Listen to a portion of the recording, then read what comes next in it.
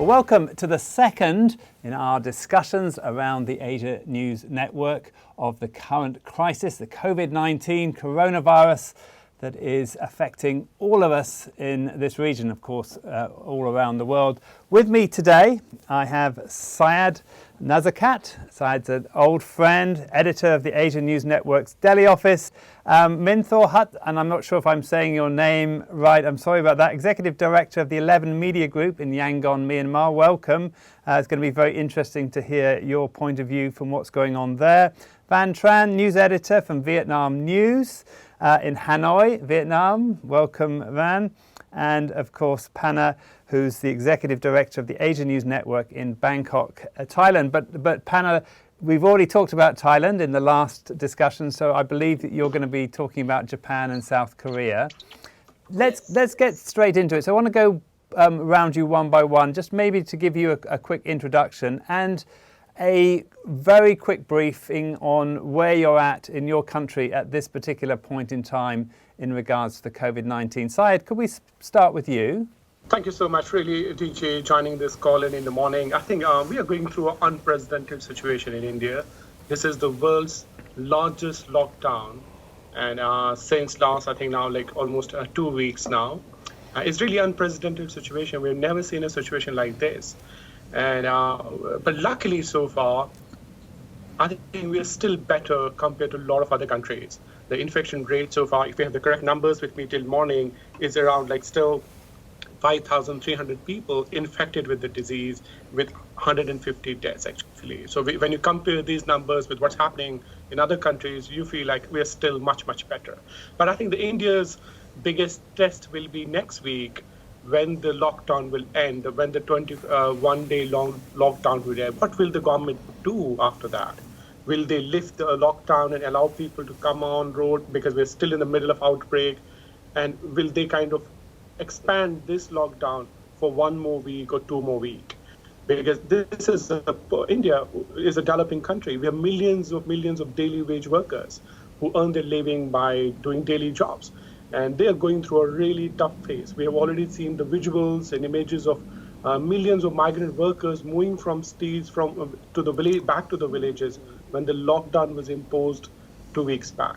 So it's a tough situation for everyone, for the government.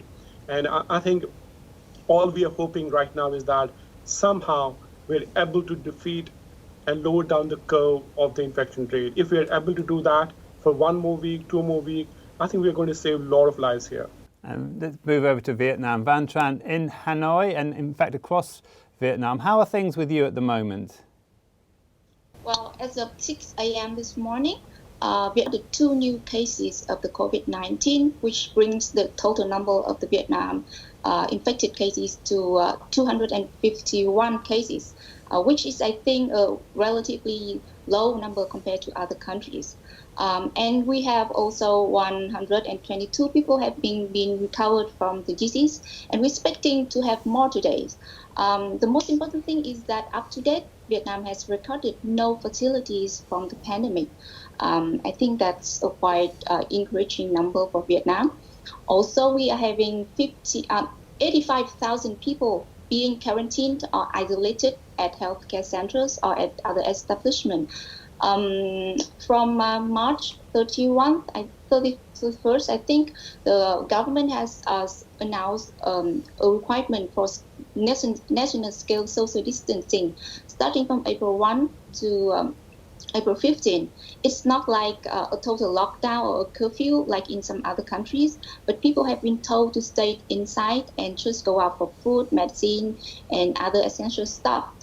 But one thing is that for the biggest hotspot of Vietnam right now is the Bạch Mai Hospital, where just a cluster of new infection has just been discovered.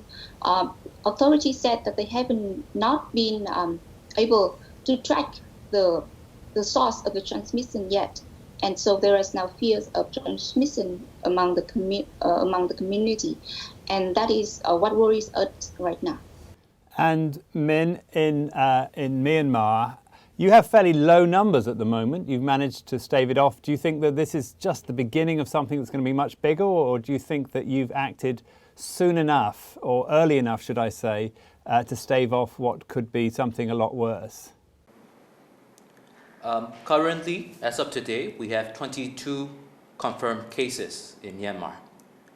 One has passed away due to a combination of cancer and COVID-19. Our first confirmed case was 2 weeks ago, about the same time as Laos. A majority of these cases are people who return from foreign countries such as the US and the UK, and not as many confirmed local transmissions. But we know that this is a very long road ahead. So we have done a couple of measures such as closing our borders, shutting off all incoming flights, and foreign returnees have been placed under very strict facility quarantine, which has been extremely effective. However, and we believe that an outbreak could come soon if urgent action is not taken, and our healthcare system does not have the resources or the personnel to handle this outbreak if it happens. Although some stay-at-home orders have been implemented, will be implemented during our Dinjan holidays, which is like a New Year festival. This will only last for 10 to 15 days, but we haven't implemented a stay-at-home order like India, for instance. Okay, and Panna, you're going to be speaking about South Korea and Japan, two very different scenarios there. We know from the States, I mean, a lot of people and in Europe have been talking about the South Korea model, the numbers of tests that they've done, the way that they've really come at it very strong, although they have had quite large numbers. I think if I'm looking over here, a total cases of more than 10,000. Japan, on the other hand, was very slow to react. It has reacted quite recently, I believe. But up until that point, really life went on as normal, and they just sort of tried to hope that it would go away. Obviously, it hasn't, and there's lots of worries that it could become quite a problem there in the coming few weeks. What's your take on it, Panna? Yes. First, South Korea. South Korea has received a lot of praise for its strategy, and it sticks to what it knows. You might be surprised that initially they did not close down the country. They kept the air services going, and then the people were curious why this is so. Basically, Korea, which now has 10,000 cases, about 200 deaths, has a recovery rate of almost 7,000. So basically, almost 70% recovery rate. The Korea case is a cluster case. You remember the church that held the services and then try to hide the infections, the information, who they were. The Korea basically does the cluster strategy, is to not to close the country down, and then they were also very upset that the other countries sort of isolated them, but basically they remains open, and then they deal with the cluster cases. They have tested, I believe, around 500,000 tests so far. So the efficiency in management of the infection is now seem to be now on the containing trend and on the downward. This morning they only reported just 50 new cases, compared to several hundred maybe a week ago. Japan also is another interesting case, which you correctly say there was some delay, time lag. Remember the Diamond Princess cruise that came in? That was the first, the big case of that Japan has to deal with. Remember, Japan is used to deal with emergencies. They have lots of earthquake. They have Fukushima nuclear plant. But these are physical things. The pandemic is is somewhat different in management of the operation. If you recall that with the Diamond Princess cruise, there was health expert who went on board and then didn't understand why the passengers were not properly isolated. So he raised the alarm, and then all went quiet. And then there was explosion of infection in Hokkaido. Hokkaido is a major tourism hub, and that's where it all started. And now it come to the stage where Japan now declare emergencies. Among them is part of Osaka and Tokyo and whole of Tokyo.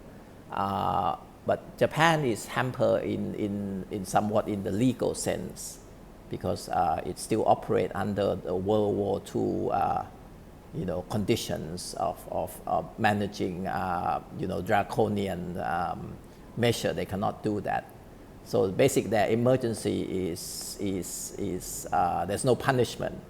The governor or the prime minister or the government can order people to do this and that, to keep distance and so on. But they cannot punish. They cannot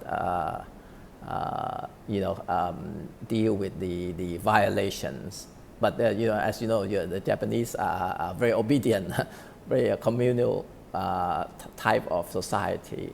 So hopefully they will get through this. But they are now the rising curve. They have now 4,400 cases. Syed, in India, I've noticed that your testing rate is quite low compared to the rest of the world. You've talked about this very strict lockdown. I'm kind of wondering how you feel India is dealing with this in compared, say, to China, another country that's been through it slightly earlier than you, similar in size and density of populations. Do you think that you've learned from China? I mean, you've been very strict in the same regard the way China was in locking people down, but your testing has not been, I would say, it's not been on the same sort of scale. Is that just down to logistics, or do you think that they didn't really feel the need for it, given the fact that you put the lockdown in place fairly early on? Yeah, I think there are a couple of things, to be honest, and let's be fair with the situation. We had our first case, I think, on the 30th of January, when 3 students from the Wuhan came from China and reached Kerala, the southern state of India. And that was our first, you can say, 0 patient, those 3 students. And then slowly the virus started, the disease starting, spreading to other areas. But somehow we thought this is a disease which is just going to affect China. We never thought of it's going to affect us till we reached mid-Feb or last week of Feb. And then we realized we have a group of Italian tourists who are in Delhi, and all of them, 16 or 14 of them, were all infected. And suddenly we started having cases from other parts of the country, including Mumbai now, which is a commercial state, has one of the highest numbers in the country right now. And what happened in all these 2 months was essentially, first, there was a little bit laziness on behalf of government to react. And then suddenly, when they found the situation is going completely out of hand, may go out of hand, they just gave a kind of no chance for people to move. And there was a very strict lockdown, which is going underway till 14th of this month. Testing, I think certainly that's one of the key concerns of everyone, that we are not really testing enough people. And the reason essentially for that is we don't have we are a 1 billion people population country. We don't really have the facilities to test so many people. So what the government right now is trying to do is that they're trying to isolate people and who they believe are going infected and test them and remove them from the others.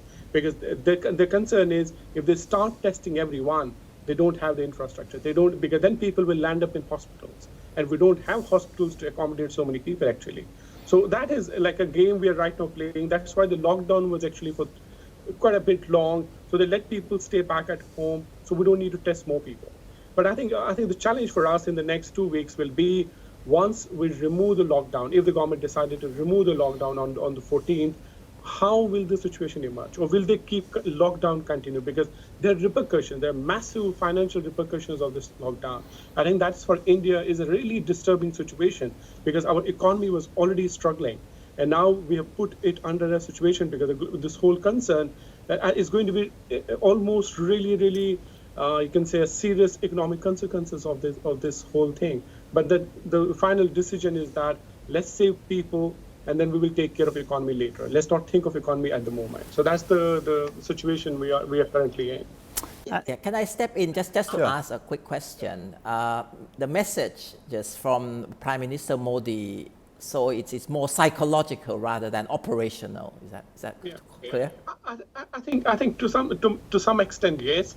That he knows that certainly we are a huge country. Even keeping people inside home is not going to be like putting army everywhere. So he's again requesting through his different video calls or his weekly the radio addresses to the nation that I know you're suffering. I know everybody is suffering. I stand with you, but let's just stay home. And then I think that's having some impact, to be honest. That he asked people to light the lamps on the weekend, and that really a little bit worked for some people to like, okay, let's all stay cool and calm for 1 more week, 2 more weeks till we come back. But I think in operational level, we're struggling. We are really struggling, in terms of testing people, in terms of isolating, in terms of providing equipment to doctors. Now, one hospital in Mumbai just last week was closed down because everyone in that hospital, 22 nurses and doctors, got infected because they were not having basic equipment to protect themselves. So that situation is certainly there. Operational level, we're really struggling on number of fronts. But I think overall, I think the impact is going to be is like everybody somehow agrees that let's defeat this curve in next 1 or 2 weeks. If we manage to do that, then we're okay. Because if something goes wrong here, we are the world's second most populous country, and with a huge density. If something goes wrong here, then it's almost impossible to stop the virus from spreading. And Van, in Vietnam, we heard on the first episode of this discussion from Joe Lee talking about China having this 4+4 plan that was in place before the virus struck. And it was basically just a case of somebody in the government saying, okay, let's hit the button, let's go with our policy. Is that something that was in place also in Vietnam? I mean, you've had, as you said, 0 deaths. You've kept your rates fairly low. Was there preparation for this leading up to to you actually doing the same sort of thing? Did you have a plan in place? The Vietnam government has acted very quickly, even before the pandemic spread to Vietnam, because we know that we have limited resources, and unlike other wealthier countries, Vietnam is not in the position to conduct mass testing like South Korea. So I think that it is focusing on measures that are within its control, that are more affordable for the country. For example, when the first cases was reported in Vietnam back in January, Vietnam quickly stopped all flights from and to China and decided to close schools after the Tet holiday.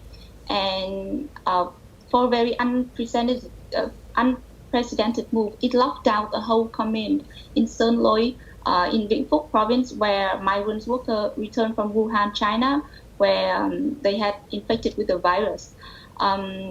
And I think that it has been working, because for a whole 20 days, Vietnam has no new cases. But then when we come to the second phase, when the 16 infected cases were found, the government also acted very quickly, and it suspended all international flights, it shut down schools, and it quarantined all flights coming from Vietnam. All passengers coming to Vietnam are required to follow a mandatory 14 quarantine. And the government has also decided to isolate all infected people and try to track down all contacts that they have been contacted with. And I think that it is working because apart from the Bạch Mai hospital case where we are unable to track down the transmission, before that we have been able to track down all the contacts that have been in contact with the infected cases. And I think that the national scale social distancing does not only require people to stay in, but it also asks non-essential business and firms to reduce their operation and to reduce the business so that we can battle the virus. We can see that now in the street, public transportation is also limited. For the case in Bạch Mai, I think that a huge effort has been put because that's one of the biggest hospital in Vietnam with thousands of visitors every day. But within only 1 week, 52,000 people who have either come there to work or to visit or for health checkup have been tracked, identified, and put under monitor. So I think that Vietnam has been acting very swiftly and strictly regarding this. And for you, Min, in Myanmar, how is this affecting your economy? You're a sort of very quickly growing economy at the moment. Sort of lots of new ventures, lots of things happening there. Is this going to be a long-term effect, do you think? At the moment, we do not have an outbreak at the moment. We only have 22 positive cases. However, we have a very low number of testing, approximately a total of 1,000 total tests, or around 50 to 80 tests per day. And there could have been many mild symptoms that were undetected, but there hasn't been an outbreak of citizens who have displayed pneumonia-like serious symptoms. And despite the low number of testing I don't believe there is a big difference between the actual figures and the figures reported by the government. People experiencing pneumonia-like symptoms haven't been hospitalized in huge numbers. But although we have this fairly under control, if there is a huge outbreak and our hospitals do not have the resources or the medical personnel to handle an outbreak. The potential is highest in our biggest cities of Yangon and Mandalay. Unlike other countries, we cannot sustain long periods of lockdown because our economy is not as robust and thriving as our neighboring countries. We are a developing country with high rates of poverty. We have daily workers who must work or they will not earn a daily wage to feed their families. These people cannot merely be told to just stay home. My main worry for COVID-19 is that it will exacerbate our long-term poverty and hunger. We are going to be hit harder than our neighboring countries because we are the poorest country in the region. And this will utterly destroy and collapse our socio-economic life. The World Bank predicts that our economy will slow to a 2 to 3% growth this year from a projection of 6 to 7%. But I believe this could be much worse. There are four factors that will strongly affect our economy. That is, the first one is the disruption and unemployment from the garment industry due to the breakdown of the supply chain, especially due to the large outbreak in the European Union. The second is the breakdown of the remittance from the migrant workers due to the unemployment in the Middle East. The third reason is the destruction of our small and medium enterprises. And the last one is the collapse of our tourism industry. There has only been an economic stimulus of $70 million to help these industries, which hasn't been enough to boost our industries and revive our economy. This is a low number compared to our neighboring countries. Okay, we've only got a few minutes left. I realise I haven't got to you, Panna, on that question, but I want to do a quick roundup, maybe starting with you, Panna, of what are your predictions for the future? When is this pandemic going to finish? And what will be the long-term effects? We've just had a little bit from Myanmar on that, on your countries. Panna, can I start with you? Yes. Let me give you a take on the signal from different countries across Asia so that you have a perspective. many of the leaders are now trying to stay ahead of the curve, for obvious reason. Vietnam, for example, the Prime Minister is now talking about preventing in the second wave. The second wave hasn't started, but he's already moving in that direction. Japan has now come out of the dilemma of the Olympics and health. Now the Prime Minister is now concentrating totally on health. You have Indonesia, you have Pakistan. The leaders there are struggling to deal with the operation. You can see that in their tones. But you can see the Prime Minister of Bangladesh very firm now that April is a crucial month, even though their figure is still quite low. Prime Minister Modi, India, trying to stay ahead of the curve with all the difficulties, try to give encouragement, for the Indian people to fight this. You see in Singapore, despite all the right words from the government, from the Prime Minister, they still have cluster of cases. So Singapore it become more restrictive. In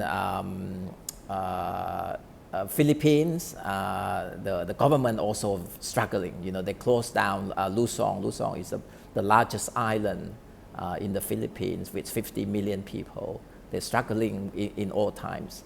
And the leadership at this time are crucial if you want to go through this phase. April is a crucial phase for Asia. I think all of us expect that in May things will start to get better. That this is my take across Asia at the moment. Okay, and Syed, what's your take from India? I think given the earlier outbreaks like H1N1 earlier in India, I think this disease is going to be here for some time for sure. And there is already a chance and already a fear that it may come back again in terms of second wave. So what we have to do and learn, actually, the governments have to do and learn is essentially how to allow the normal life and at the same time keep fighting the disease. Because you can't do the lockdown forever. So somehow there has to be a way out where the normal life can somehow return to some level of normalcy, and at the same time there are proper measures. That means essentially testing more people, isolating more people, and making sure there are facilities to treat these people. If we learn that, then the normal life can kind of come back on a track, and then the people will start going back to their work and attending their day-to-day work. I think that is really the challenge the governments have to, to take and decide how they're going to do that. Because lockdown for a long time is certainly a kind of a financial suicide. And Van, in Vietnam, what's your take? The pandemic usually remains at a dangerous level for quite some time more, especially when we know that there is community transmission in the Vietnam community now, and things might get more complicated tomorrow or the next day, and we might have more even higher cases, not just like the past few days. But I think that because for the past few days we have a very low number of new cases, that Vietnam has the right amount of time to be prepared for the worst scenario in case it should happen. As far as I know, that the Ministry of Health announced that they have now prepared adequate facilities and equipment for the situation of if we have 10,000 cases of COVID-19 in Vietnam. And the military and other ministries said that they have also been prepared for scenarios when we have 10,000, 20,000, and 30,000 cases of COVID-19. Of course, I know it's easier said than done, but at least I know that the government and every ministry and sectors have been prepared for this. I think that the private companies and other establishments in Vietnam has also been supporting this by producing more machine, medical masks, medical suites, and ventilators. Also, the financial effect is also one of the most concern of the government, just as in any other country. And the government has announced that they are preparing for packages, which is to deal with the pandemic, they have two separate kind of stimulus package. One is for the poor, who is the most serious affected by the pandemics, because we know Vietnam also has a lot of street vendors and small business, and now they all have to close. That package would be like 2.7 billion US dollar, and the government has another $6 billion dollars package to support the business which is affected by the pandemic. So I think that the government is one side, but also we're having a lot of support from the soldiers, the people, because for the past few days we have seen the pictures of many soldiers who have given up their places, their rooms, their blankets, for the people who have to come for quarantine, the soldiers who patrolling days and night at borders to have a fight with the pandemic. And we have a lot of individuals and groups coming to get donations from people, from organizations, to help the poor who have not been able to make ends meet during such a crisis time. So I highly hope that with such preparation, Vietnam will stand strong, even though that we do not know what might come tomorrow. Okay, I mean, we're very short on time now. In fact, we've gone over time. So just a very quick summary from you. When is this going to end in Myanmar? I don't believe that the crisis will end anytime soon throughout the world and in Myanmar, because as long as a vaccine or a proper cure hasn't been found, because this disease is serious, it is extremely infectious, and the economic effects will last way into 2021. In Myanmar, I fear that it will get hit harder than our neighboring countries, which are more developed than us.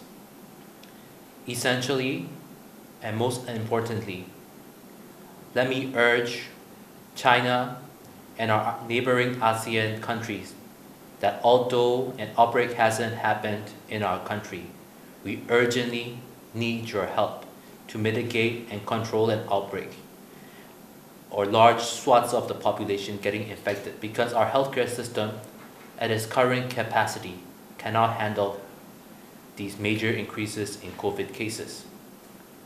We need a lot of medical consultation, medical doctors, equipment such as PPE, face masks, ventilators to handle COVID-19. Forceful and urgent action must be taken now to mitigate the already disastrous effects on our economy, and most importantly, to prevent large numbers of people from dying and getting infected. Okay, thank you very much. I know you're all very busy. For spending time to discuss this. This is the second, as I said, in a series of discussions from the Asia News Network editors. The Asia News Network is a group of media organisations, a network of media organisations around Asia. My name's DJ Clark. I'm talking to you from the China Daily offices in Hong Kong. And that's it for this episode. Thank you very much for joining us.